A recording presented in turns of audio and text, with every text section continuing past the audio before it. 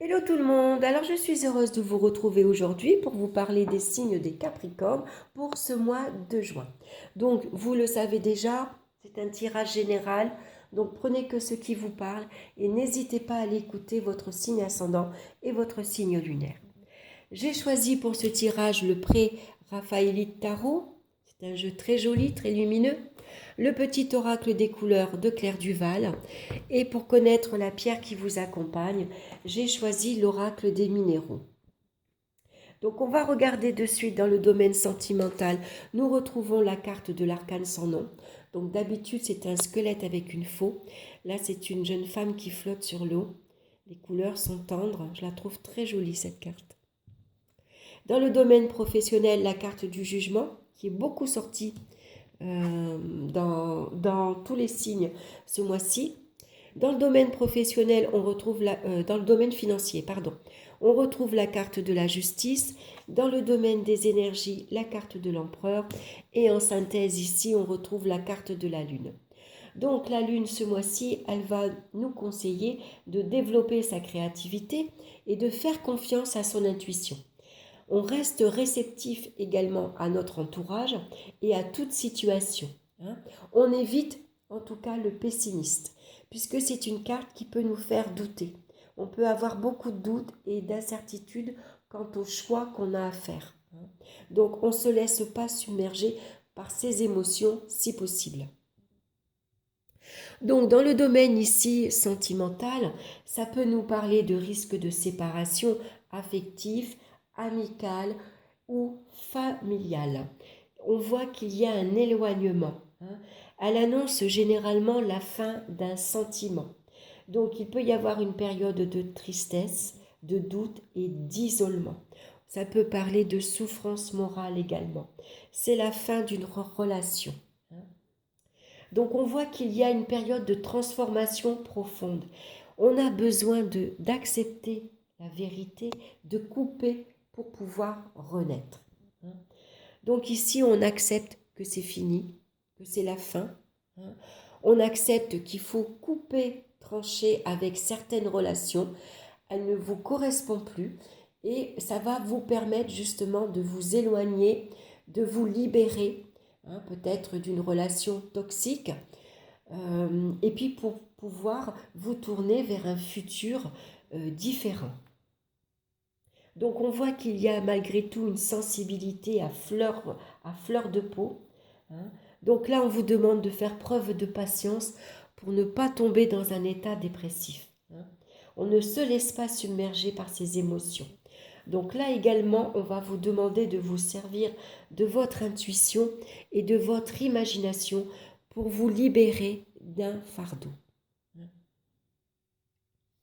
Même si c'est difficile, il faut accepter et passer à autre chose. Donc dans le domaine ici professionnel maintenant, on va vous demander de réfléchir. Il y a une période de réflexion ici qui est nécessaire avant de se lancer dans de nouveaux projets.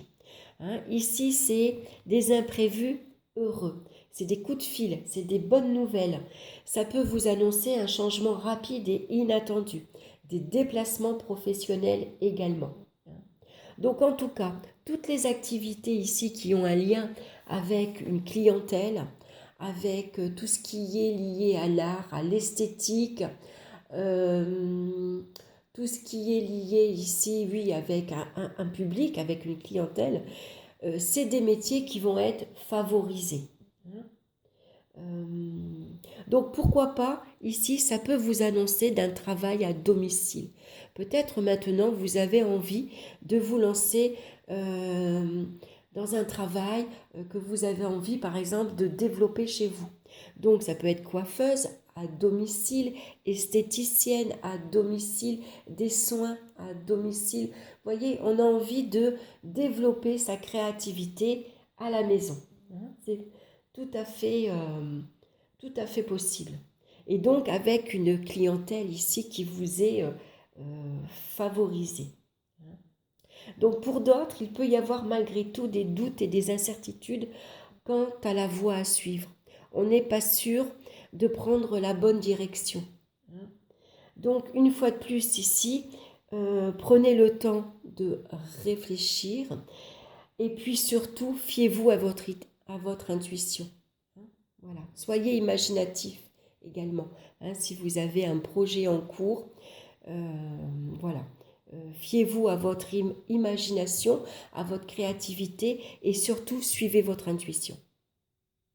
Donc on va regarder maintenant dans le domaine financier, on retrouve la carte de la justice. Donc accompagné de la lune, ça peut parler de fluctuations financières malgré que avec la carte de la justice, il y a une certaine rigueur dans la gestion financière. Ça peut être ici un équilibre qui est maintenu. Alors malgré tout, cette carte est à double tranchant. Ou il y a des revenus réguliers, ou alors il y a des dépenses liées à la loi. Donc ça peut être des dépenses pour les impôts, pour des taxes ou pour des frais bancaires ou alors pour des frais d'avocat. En tout cas, c'est tout ce qui est lié administratif. Alors pour d'autres ici, c'est peut-être au contraire, on signe ici un achat.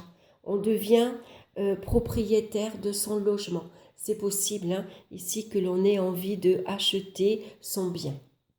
Après, ça peut parler de dépenses liées à la famille, aux enfants, au foyer.